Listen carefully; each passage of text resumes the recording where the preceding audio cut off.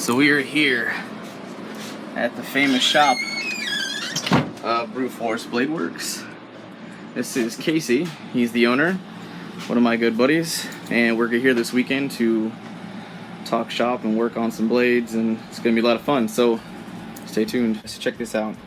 These are 4 different designs from Brute Force Blade Works, Casey's Knives. Here at the shop, this is the first day. He's kind of showing me all of the new designs and everything he's working on. And this is a nice little small fighter. You can see the nice harpoon design in the blade. That hamon is just absolutely gorgeous when he did the acid etching on there. It's really clean. And that's your bushcrafter, correct? Camp knife. This is his bushcrafter, and this is his necker. Now what I want to show you on the bushcrafter is, look at this. That nice clean taper tang, and the handle is just perfectly, the ergonomics on it are just absolutely ridiculous. They're super comfortable in hand. It literally just, I can just swallow around it. It's just super comfortable. So now I want you guys to know, this is a college kid who's just mastered the art of making knives just a little too fast for his own good. But if you don't know who he is, I'm definitely going to plug a lot of things in the description box below, so go check out his Instagram, his Facebook, and his website. He's got some amazing stuff coming up every single day, so definitely check him out. What we're doing here is, this is a hybrid prototype template that Casey's working on, and this is a bullet bowie design that him and I worked on, 2 years ago now. And what we're doing is, this is a nice big huge slab of S35 VN stainless steel, really nice premium stuff. And we are working on a collab design to kind of update this thing and give it a nice facelift, even though it's a really beautiful design as is. So that's what we're doing. We're thinking about taking this grind off, gonna fatten this blade just a little bit to kind of give it a mirror to, because he's never made this knife, so I'm kind of being a test dummy on this. And we're gonna have some fun with the handle, kind of update it a little bit, give it a more ergonomic feel, just kind of update it a little bit. So that's where we're at on that. So hopefully the next few shots we're going to get into grinding later on this weekend, and you guys get to see some sparks fly.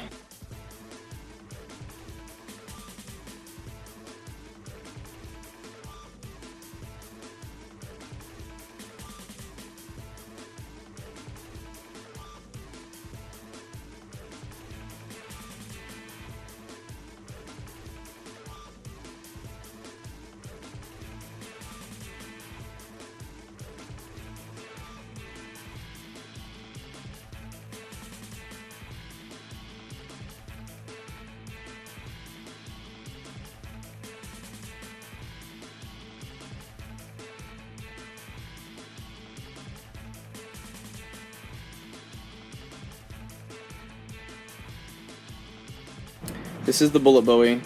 That's his prototype design, and this is kind of what we've come up with, which is a blend of both of those. And I'm gonna let Casey explain what the changes are and why we made those changes.